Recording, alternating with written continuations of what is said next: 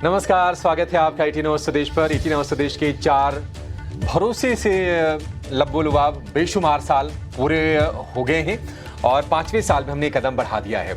और आज दिन भर आपकी हम मार्केट के दिग्गज एक्सपर्ट से, दिग्गज फंड मैनेजर से, इंडस्ट्री के धुरंधर से भी मुलाकात करवा रहे हैं और ये समझ रहे हैं कि आपकी स्ट्रेटजी बाजार में आज क्या होनी चाहिए। तो इस शो में भी हम ये समझेंगे और अपने कुछ दिग्गज मेहमानों से बातचीत करेंगे। और फिलहाल एक मार्केट पर व्यू लेते हैं, उसके बाद हम आगे बढ़ेंगे। हमारे साथ हैं कुणाल परार।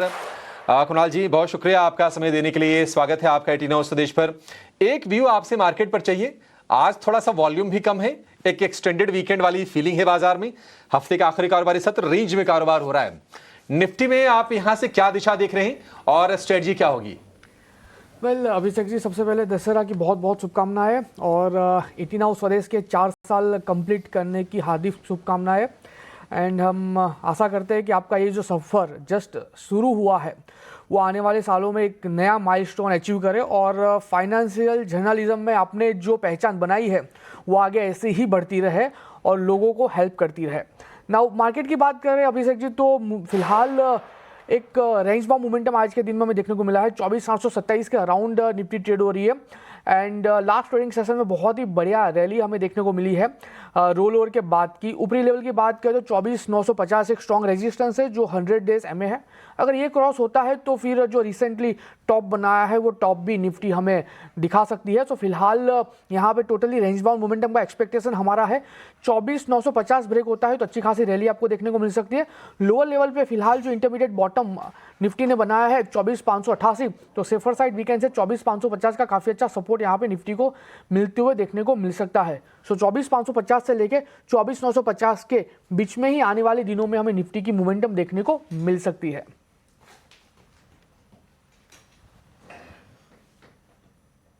निफ्टी को लेकर ये भी हो गया कुणाल जी की तरफ से, कुछ आगे और बातचीत करेंगे, लेकिन फिलहाल एक दिग्गज एक्सपर्ट को शो में शामिल करने का समय हो गया है। हमारे साथ जुड़ गए हैं एडलवाइस म्यूचुअल फंड की MD and CEO Radhika Gupta. Radhika ji, बहुत शुक्रिया आपका समय देने के लिए। स्वागत है आपके 18 स्वदेश पर। राधिका मैम, समय समय पर आपका समर्थन हमें लगातार मिलता रहा है और हमारे दर्शकों का भरोसा भी लगातार बढ़ा है आपके एडवाइस से। आज के लिए जरा बताइए, क्योंकि मार्केट हम देख रहे हैं कि एक रेंज में है और ऊपरी स्तरों पर जो भी तेजी आ रही है वो सस्टेन नहीं कर पा रही है। प्रॉब्लम कहां पर है और बाजार में हम एक डिसाइसिव मूव कब देखेंगे? क्या जो Q2 के जो अर्निंग्स होंगे क्या ये बाजार को सपोर्ट कर पाएंगे? क्या ऐसा सेंस आपको मिल रहा है या फिर कम से कम एक क्वार्टर का भी इंतजार हमें और करना पड़ेगा? नमस्कार। और सबसे पहले तो मुबारक, 18 स्वदेश को 4 साल हो गए हैं निवेशकों को गाइड करने के प्रोसेस में। हमेशा अच्छा लगता है आप लोगों के साथ जुड़ना। आई थिंक आज जो बाजार की स्थिति है, दो ट्विन फैक्टर्स मेरे हिसाब से हैं जो एक कंटिन्यूड वॉलेटिलिटी का दौर हम देख रहे हैं। उस कारण दो फैक्टर्स हैं। एक तो आप ग्लोबली देख रहे हैं, अनसर्टनिटी अभी पूरी तरह से खत्म नहीं हुई है। टैरिफ की जो न्यूज है वो पूरी तरह से डाइजेस्ट नहीं हुई है। कभी न्यूज आती है कि H1B पे कुछ हो रहा है, कभी न्यूज आती है कि फार्मा सेक्टर पे कुछ हो रहा है। अब इनमें से बहुत सारे अनाउंसमेंट्स शायद ऑप्टिकल ही हैं। जैसे मुझे लगता है H1B का IT कंपनीज पे इम्पैक्ट काफी लिमिटेड होगा, लेकिन थोड़ा एक सेंटिमेंटल दबाव है। दूसरा आई थिंक जो एक मेजर वो है कि इकोनॉमी में जो ग्रोथ मोमेंटम दिखना नहीं चाहिए वो पूरी तरह नहीं दिखा है। हमने देखा है Q1 में तो अर्निंग्स स्लो डाउन दिखा। पिछले साल की अगर आप अर्निंग्स ग्रोथ देखें तो हमने साल की शुरुआत 10-11% की उम्मीद से की थी, खत्म 3-4% से की है। मुझे लगता है कि Q2 भी थोड़ा सा मध्यम स्लो ही रहेगा, दबावा रहेगा, क्योंकि जीएसटी के अनाउंसमेंट के बाद जो हम सुन रहे हैं, काफी लोगों ने, कंज्यूमर्स ने परचेसेस थोड़ी डिफर कर दी हैं। बदलाव जो आना चाहिए वो फेस्टिव सीजन जो कि जल्दी आ रहा है इस साल, Q3 में आना चाहिए। और अगर वाकई में Q3 और Q4 में अर्निंग्स में बदलाव आया तो मुझे लगता है ये मौका देगा मार्केट को अगली लेग ऑफ ग्रोथ देखने का। और राधिका मैम, इसमें कोई दो राय नहीं है और हमने देखा है कि दुनिया की जो टॉप जो रेटिंग एजेंसीज हैं, चाहे वो मूडीज हो, चाहे वो S&P ग्लोबल हो, सभी ने एक सुर में कहा है कि भारत की जो कंजम्पशन स्टोरी है वो मजबूत है। अब जब बाजार एक साल से एक तरह से हम देख रहे हैं कि स्टैंड स्टिल है, पिछले साल अगर हम 3 अक्टूबर के लेवल से भी हम तुलना करें तो बाजार नीचे दिखाई देंगे। तो क्या ये बेहतर होगा कि जो कंजम्पशन वाली जो स्टॉक्स हैं, जो थीम है, उस पर अपना हम वेटेज फॉर टाइम बीइंग बढ़ा दें? तो ये देखिए, ऑलरेडी पोर्टफोलियो में अब क्वेश्चन ये है कि कंजम्पशन थीम अगर आप देखें, हमने तो बजट के अराउंड ही एक कंजम्पशन ओरिएंटेड फंड भी लॉन्च किया था, क्योंकि हमें लगा था, क्योंकि हिंदुस्तान की अगर आप इकोनॉमिक ट्रेजेक्टरी देखें तो हमारे जीडीपी का एक बहुत मेजर हिस्सा कंजम्पशन रहा है और आगे जाके भी कंजम्पशन रहेगा। और अगर हम जाएंगे 3,000 रुपए पर कैपिटा से 15,000 20,000 रुपए पर कैपिटा जीडीपी की कंट्री, जो कि विकसित भारत में हमारे होने की उम्मीद है, तो कंजम्पशन हमारी बास्केट का एक मेजर हिस्सा रहेगा। यूएस इकोनॉमी में भी ऐसी हमने वो स्थिति देखी है। और कंजम्पशन का भी रूप आप देख रहे हैं हिंदुस्तान में बदल रहा है, बेसिक कंजम्पशन से डिस्क्रेशनरी कंजम्पशन, डिजिटल कंजम्पशन, ऐसे तो कंजम्पशन के ड्राइवर्स बहुत हैं। अब क्या रिटेल निवेशक को जाके कंजम्पशन स्टॉक्स खरीदने चाहिए, कंजम्पशन फंड्स खरीदने चाहिए, या फ्लेक्सी कैप फंड्स खरीदने चाहिए जहां थोड़ा कंजम्पशन की तरफ रुझान ज्यादा है? वो चॉइस वो ले सकते हैं। लेकिन कंजम्पशन स्टॉक्स एक ऐसा थीम है जो देखा जा सकता है, क्योंकि ये सेक्टर ने पिछले कुछ सालों में बहुत अच्छा नहीं किया है, और अगर एक रिवाइवल होगा तो वो कंजम्पशन में दिखेगा। हमारे खुद के फंड्स में ऑलरेडी कंजम्पशन की तरफ एक ओवरवेट है। जी। राधिका जी, आपका ये फंड जो लॉन्च हो रहा है, पहला एसआईएफ जैसा कि आप इसको कह रहे हैं, स्पेशलाइज्ड इन्वेस्टमेंट फंड है, अल्टिवा हाइब्रिड लॉन्ग शॉर्ट, जो कल खुल रहा है। ज़रा इसके बारे में बताएंगे मैम कि ये क्या है फंड और इसका मोटिव क्या है, और कौन से बेंचमार्क को ये ट्रैक करेगा? तो देखिए, ये सेबी ने नया एसआईएफ का फ्रेमवर्क इंट्रोड्यूस किया है कुछ महीने पहले, और ये उस फ्रेमवर्क में एक नया लॉन्च है, देश के पहले लॉन्चों में से एक है, जिसका ब्रांड नेम अल्टिवा है, जैसे आपने कहा। आई थिंक एसआईएफ का पर्पस क्या है? आज तक निवेशकों को या तो म्यूचुअल फंड की चॉइस थी या एआईएफ और पीएमएस की चॉइस थी। अब सेबी लाया है एसआईएफ, जो कि एआईएफ और पीएमएस की फ्लेक्सिबिलिटी देगा, लेकिन 10 लाख के मिनिमम के साथ, और म्यूचुअल फंड की टैक्स एफिशिएंसी जो सब निवेशकों को पसंद है उसके साथ। तो उसी हिसाब से ये फंड आया है। अब जैसा कि आपने कहा, अगर आप 1 ईयर इक्विटी रिटर्न्स देखें वो नेगेटिव रहे हैं, और इक्विटी लोगों के पोर्टफोलियो का एक बहुत जरूरी हिस्सा है, लेकिन एक दूसरा जरूरी हिस्सा safe assets, income generating assets, fixed income है। लेकिन प्रॉब्लम फिक्स्ड इनकम में आजकल टैक्सेशन की रहती है। तो हमारी कोशिश होगी कि हम इनकम ओरिएंटेड प्रोडक्ट बनाएं, लेकिन डेरिवेटिव्स की जरा स्ट्रेटजीज अपनाएं जिससे कि इसमें टैक्स एफिशिएंसी आए। तो इनकम ओरिएंटेड इन्वेस्टर्स, जिनको सेफ्टी ज्यादा मायने रखती है, जिनको अच्छे रिटर्न कमा रहे हैं इनकम में लेकिन टैक्स एफिशिएंसी के साथ, उनके लिए है। तो ये 1 अक्टूबर को खुला था, अगले कुछ हफ्ते ये एनएफओ चलेगा। ठीक है राधिका जी, बहुत शुक्रिया आपका समय देने के लिए, और जल्दी ही आपसे फिर से मुलाकात होगी। एक बार बहुत आपका हम शुक्रगुजार हैं कि आपने हमारे लिए समय निकाला। कुणाल जी, एक बार जरा ना, आज समय थोड़ा सा कम है तो कुछ स्टॉक्स पर आपसे जरा व्यू लेते हैं। एक हीरो मोटो पर व्यू चाहिए, क्योंकि हीरो मोटो ने दिन के लोअर लेवल से बड़ी बढ़िया हम देख रहे हैं कि रिबाउंड किया है, 5,500 रुपये के ऊपर तेजी है और बढ़ते हुए आप देख रहे हैं। वेल डेफिनेटली तेजी यहाँ से और बढ़ सकती है। स्टॉक यहाँ पे ब्रेकआउट भी दे रहा है, और अगर मैं प्योर टेक्निकल वे में कहूँ तो फ्लैग फॉर्मेशन का यहाँ पे ब्रेकआउट देखने को मिल रहा है। 5,548 के अराउंड स्टॉक ट्रेड हो रहा है, खरीदारी करके चलने की सलाह रहेगी। अगर मैं ट्रेडिंग के लिहाज से बात करूं तो जो एसएल हमारा यहाँ पे आएगा वो तकरीबन 5,380 के अराउंड आएगा। फिलहाल स्टॉक 5,548 के अराउंड है। टारगेट की बात करें तो जिस हिसाब से स्टॉक ट्रेड हो रहा है, पहला टारगेट 5,675, एंड जैसे ही ब्रेक होता है आपको 5,890 तक के भी टारगेट देखने को मिल सकते हैं। ना भी ट्रेडिंग के लिहाज से, लेकिन मैं थोड़े लंबे टाइम के लिहाज से बात करूँ तो यहाँ पे हमारा जो एसएल आएगा 5,200 का आएगा। और अगर मैं टारगेट की बात करूं तो पहला टारगेट 5,810, और जैसे ही वो ब्रेक होता है वन वे डायरेक्शन में 6,250 तक के भी लेवल आपको देखने को मिल सकते हैं, यानी कि 12 से 13% का रिटर्न भी आपको यहां पे देखने को मिल सकता है। क्या बात है, 12 से 13% का रिटर्न हीरो मोटो में, 6,200 तक के टारगेट्स आ सकते हैं। कुणाल जी, आपने आज के इस विशेष मौके पर, हमारी वर्षगांठ पर आपने कुछ अपनी तरफ से कुछ स्पेशल गिफ्ट तैयार किए होंगे हमारे दर्शकों के लिए, बताइए क्या ट्रेड्स होंगे आपके? वेल दो ट्रेड है एंड टेक्निकल बहुत ही बढ़िया लग रहा है। ये जो 4 वर्ष जो कंप्लीट हुए सक्सेसफुल, हमारे दर्शक मित्रों को कुछ ना कुछ तो मिलना ही चाहिए। सो दो स्टॉक है जहाँ पे आने वाले दिनों में अच्छे रिटर्न का एक्सपेक्टेशन हम रख सकते हैं।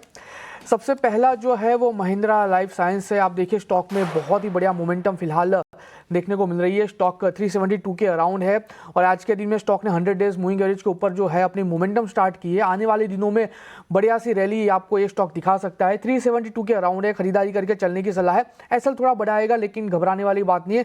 353 का एसएल है, यानी कि तकरीबन 5-6% का एसएल है। टारगेट की बात करें अभिषेक जी तो 390 का पहला टारगेट है जो इसका रिसेंट का हाई है ना। ये 390 जैसे ही ब्रेक होता है आपको वन वे डायरेक्शन में 415 तक के भी टारगेट देखने को मिल सकते हैं, यानी कि अच्छा खासा रिटर्न यहाँ पे आपको देखने को मिल सकता है। In terms of percentage wise बात करूँ अभिषेक जी तो यहाँ पे भी 11 से 12% का रिटर्न निकल सकता है। महिंद्रा लाइफ साइंस खरीदारी करके चले। और दूसरा जो है एस्ट्रा माइक्रो है, यहाँ पे भी टेक्निकल स्ट्रक्चर काफ़ी बढ़िया है। आप डेली चार्ट की बात करें लगातार 980-970 का स्टॉक सपोर्ट ले रहा है एंड जिस हिसाब से स्टॉक ने यहाँ पे बाउंस बैक दिया है, फर्दर बाउंस बैक का एक्सपेक्टेशन रखना चाहिए। एक 1036 के अराउंड स्टॉक ट्रेड हो रहा है, खरीदारी करके चलिए। 975 का हम यहाँ पे एसएल मेंटेन करके चलेंगे। टारगेट की बात करें तो जिस हिसाब से यहाँ पे टेक्निकल स्ट्रक्चर बन रहा है, पहला टारगेट जो हमें यहाँ पे देखने को मिल सकता है 1085 का है जो इसका रिसेंट का है। 1085 जैसे ही ब्रेक होगा आपको वन वे डायरेक्शन में 1160 के भी टारगेट देखने को मिल सकते हैं। सो अगेन 12 से 13% का रिटर्न हम यहाँ पे एक्सपेक्ट कर सकते हैं। तो महिंद्रा लाइफ साइंस और एक्स्ट्रा माइक्रोवेव दोनों यहाँ से खरीदारी करके चलने की सलाह रहेगी। ठीक है, एक्स्ट्रा माइक्रो और महिंद्रा लाइफ स्पेस, ये दो शेयर कुणाल जी ने आपके लिए चुने हैं ट्रेड के लिए। कुणाल जी बहुत शुक्रिया आपका समय देने के लिए। एक छोटे से ब्रेक का वक्त हो गया और ब्रेक के बाद हम आपको लेकर चलेंगे इटिनो स्वदेश के चौथी वर्षगांठ के मौके पर सीधे एनएससी और बातचीत करेंगे MD and CEO Ashish Chauhan से। लेकिन उसके पहले आपको बता दें कि महीने की शुरुआत में अक्सर बड़े बड़े पैसों के काम होते हैं, जैसे सैलरी आती है, बिल भरने होते हैं, खर्चों की प्लानिंग होती है। लेकिन जिस तरह से हम अपने खर्चों की प्लानिंग करते हैं उसी तरह अपने निवेश की प्लानिंग करना भी बहुत जरूरी है। और इसी आदत को बढ़ावा देने के लिए एसबीआई म्यूचुअल फंड और टाइम्स नेटवर्क मिलकर एक खास राष्ट्रीय इन्वेस्टर अवेयरनेस पहल शुरू कर रहे हैं जिसका नाम है भारत निवेश, बेहतर कल। और इस पहल का मकसद है भारतीयों में लगातार निवेश करने की आदत को प्रोत्साहित करना ताकि वो अपना आर्थिक भविष्य सुरक्षित कर सकें।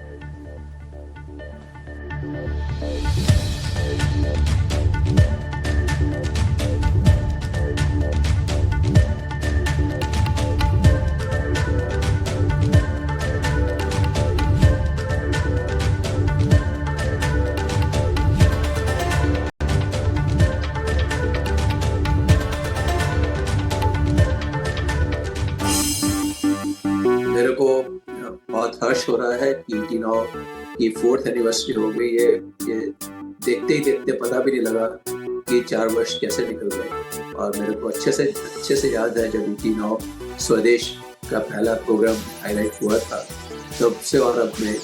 लेकिन इटिनो के माध्यम से, इटिनो स्वदेश के माध्यम से इकोनॉमिक न्यूज़ जो है जन साधारण तक पहुंच रही है और उस भाषा में पहुंच रही है जिसमें कि वो इस इकोनॉमिक न्यूज़ को समझ सके। मेरा यह मानना है कि इटिनो स्वदेश का एक बहुत बड़ा कंट्रीब्यूशन होगा जबकि इस देश में फाइनेंशियल लिटरेसी के विषय में हिस्ट्री लिखी जाएगी।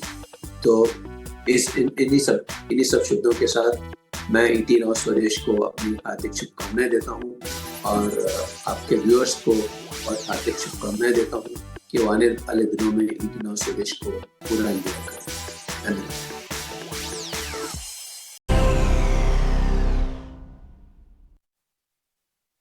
इटिनो स्वदेश ने 4 साल पूरे किए हैं और इस खास मौके पे हम एक आइकॉनिक लोकेशन पे हैं और बहुत ही इमिनेंट पर्सनालिटी के साथ। जी हाँ, जैसा कि आप देख के समझ ही गए होंगे, हम इस समय एनएससी में खड़े हैं। हमारे पीछे बुल भी है और साथ में जो आइकॉनिक जगह है एनएससी के बाहर, वहाँ पर आशीष चौहान जी हमारे साथ मौजूद हैं बातचीत करने के लिए। मिस्टर चौहान, बहुत बहुत शुक्रिया इस ऐतिहासिक मौके पर, ऐतिहासिक जगह पे, और हम करेंगे जहाँ पे निवेशक बहुत सारे अपने सपने संजोने की कोशिश करते हैं, उस जगह पर हम आपसे बातचीत करने का मौका मिल रहा है, तो इसके लिए शुक्रिया। लेकिन पहला सवाल आपसे मैं करना चाहूँगा, 4 साल इटिनो स्वदेश ने पूरे किए और इस समय जो हम खड़े हुए हैं वैश्विक हालात में, बहुत सारी चीज़ें हैं जब आप कोई निवेश करता है, तो कोई 4 बातें जो आप बताना चाहें? ईटी नाउ स्वदेश के सभी दर्शकों को और सभी जो वहाँ पे काम करते हैं सभी एंकर्स को मेरी तरफ से हार्दिक अभिनंदन और धन्यवाद भी कि आपने एक झुंबिश उठाई है कि वर्नाक्युलर में खास करके हिंदी में जहाँ सबसे ज़्यादा लोग आज भारत में स्टॉक मार्केट के साथ जुड़ रहे हैं, उनको कैसे ये सब चीज़ों से जो इन्फॉर्मेशन आती है उससे अवगत कराए, उनको एक अच्छी डायरेक्शन में ले जाए, क्योंकि हर चीज़ जो है इतनी तेज़ी से बढ़ रही है अलग अलग डायरेक्शंस में कि कई बार लगता है कि विश्व एकदम बदल रहा है और हमें पता नहीं चला कि किस डायरेक्शन में जाना है। और हर बार मैंने आप कोई भी समय में न्यूज़पेपर पुराने भी देख के सोचोगे तो आपको उस समय उन लोगों को भी वही लग रहा था कि विश्व के हालात बदल रहे हैं और आज स्वाभाविक है कि तेज़ी से बदल रहे हैं, क्योंकि टेक्नोलॉजी का जो जोर है वो भी ज़्यादा है। टेक्नोलॉजी का जो मौजें आती है वो भी काफ़ी फास्ट फ्रिक्वेंसी से आती है। तो उस हिसाब से हमने अपनी जो भी रणनीति है वो बदलनी है, लेकिन हकीकत तो ये भी है कि शॉर्ट टर्म सुबह खरीद कर शाम को बेचना या जो डेरिवेटिव्स में हमें समझ नहीं आता है तो वो चीज़ में ट्रेडिंग करना भी मुनासिब नहीं है, ऐसा मेरा मानना है। तो बिल्कुल लॉन्ग टर्म सोचना है और हम भी ईटी नाउ स्वदेश पे लगातार बोलते हैं कि जो स्पेकुलेशन है उस पर काम नहीं करना है और सोच समझ के अपनी रणनीति बनानी है। लेकिन मैं अगर बात करूं भारत की अर्थव्यवस्था की, तो वहां पर हम 4 कदम ऑलरेडी चल चुके हैं। इनफैक्ट हम तीसरे पायदान पे ऑलमोस्ट एंटर हो गए हैं और आगे जाके 2047 तक का जो हमारा विकसित भारत बनने के लक्ष्य है उसमें स्टॉक मार्केट्स का और खासकर इससे जुड़ी इंडस्ट्रीज का कितना इम्पैक्ट होने वाला है? स्वाभाविक है कि स्टॉक मार्केट में आज धीरे धीरे जो फाइनेंशियलाइजेशन हो रहा है भारत का, तो उसकी वजह से स्टॉक मार्केट में भी ज़्यादा लोग निवेश करते हैं। आज 12 करोड़ से अधिक यूनिक इंडिविजुअल इन्वेस्टर हो गए। करीब 9 करोड़ महिलाएं, 3 करोड़ महिलाएं, 9 करोड़ पुरुष है और करीब करीब 9 करोड़ से भी अधिक घर, जिसको हाउस होल्ड कहते हैं इकोनॉमिक्स में, वो आज भारत में स्टॉक मार्केट के जरिए निवेश करते हैं। तो करीब 25% जो भारत का हाउस होल्ड्स हैं वो आज डायरेक्टली निवेश करने लगा है। इसका मतलब है कि एक तरह से मिडिल क्लास बड़ा है और उनके पास उतनी संपत्ति बनी है कि जो घर पहले लेता है व्यक्ति, उसके बाद कोई बैंक बैलेंस बनता है, एफडी करते हैं, इंश्योरेंस करते हैं, उसके बाद ही स्टॉक मार्केट में निवेश करने की आदमी सोचता है। तो मुझे लग रहा है कि ये जो भी पिछले 10-11 साल में हुआ है, एक तरह से तेज़ी से जो विकास हुआ है उसमें करीब करीब 20-25% भारत आज मिडिल क्लास बन चुका है और उससे एक जिम्मेदारी बढ़ती है, क्योंकि करीब 1/3 33% of wealth of India is now represented by stock market. माने निफ्टी या जो एनएससी की जो लिस्टेड कंपनियां 2800, उसमें सभी तरह की कंपनियां हैं, सिर्फ एक सेक्टर की नहीं है। आप देखेंगे सर्विसेज की कंपनी है, मैन्युफैक्चरिंग की है, टेलीकॉम की है, ट्रेडिंग की है, इवन रिटेल ट्रेडिंग हो, कंज्यूमर मैन्युफैक्चरिंग हो, हर तरह की कंपनियां जो है यहाँ पर लिस्टेड है। फॉरेन कंपनियां की जो सब्सिडीज़ है वो भी सब्सिडरीज जो लिस्टेड है। हुंडई मोटर्स ने भी एक 3-3.25 बिलियन डॉलर भी लास्ट ईयर उठाए थे। तो मुझे लग रहा है कि ओवरऑल भारत एक ऐसी जगह पे खड़ा है कि आगे जब जो विकास होगा वो स्टॉक मार्केट के जरिए ज़्यादा होगा, क्योंकि नई जो तकनीक है, नई टेक्नोलॉजी को इस्तेमाल करके लोग जो अपना अपना नया बिजनेस शुरू करते हैं या तो उसको बढ़ाते हैं, तो उसमें ज़्यादा कैपिटल की आवश्यकता नहीं होती है। पहले ज़माने में कोई बड़ी फैक्ट्री लगानी होती थी, बहुत पैसे लगते थे। आज स्विगी, जोमेटो या कोई भी ऐसी कंपनियां हो, इन्फोसिस, जहाँ पे कोई भी ज़्यादा पैसा नहीं लगा लेकिन उससे अधिक धन बना।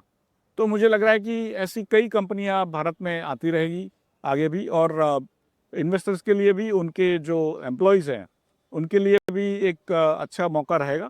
और टेक्नोलॉजी को एक तरह से मध्य में रखते हुए जो भी हमने करना है भारत में, या तो भारत ने निवेशक ने, उन्होंने टेक्नोलॉजी को मध्य में रखने ही करना है कि जो कंपनी हो, जो व्यक्ति हो, टेक्नोलॉजी को अपनाएगा, वो व्यक्ति या वो कंपनी आगे बढ़ेगी। वो नेचुरली हर एक इंडस्ट्री का अपना एक रवैया होता है, एक मेथोडोलॉजी होती है, उसके अंदर जो विद इन दैट कंपेरेटिवली जो कंपनी ज़्यादा टेक्नोलॉजी का इस्तेमाल करती है वो कंपनी हरदम आगे रहेगी। ऐसा मैंने मेरी करियर में 30-35 साल में देखा है। जैसे एनएससी शुरू हुआ तो कंप्यूटराइज हुआ और बीएससी उस समय फ्लोर में था, तो एनएससी का एक पूरा व्याप हो गया पूरे भारतवर्ष में।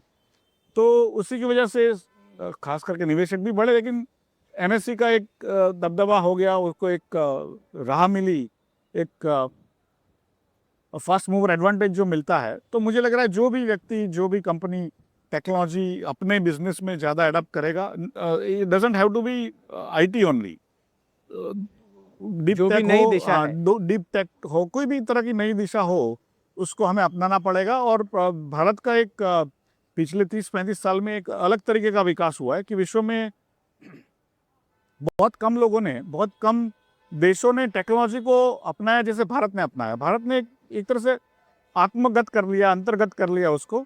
और वही चीज़ मुझे लग रहा है कि भारत को जब अगले 30-50 साल में विकसित भारत का जो सपना हम देख रहे हैं, वो भारत को एक तरह से एक बल देगा, एक दूसरे देशों के जो कंपैरिजन में हमें बहुत आगे ले जाएगा।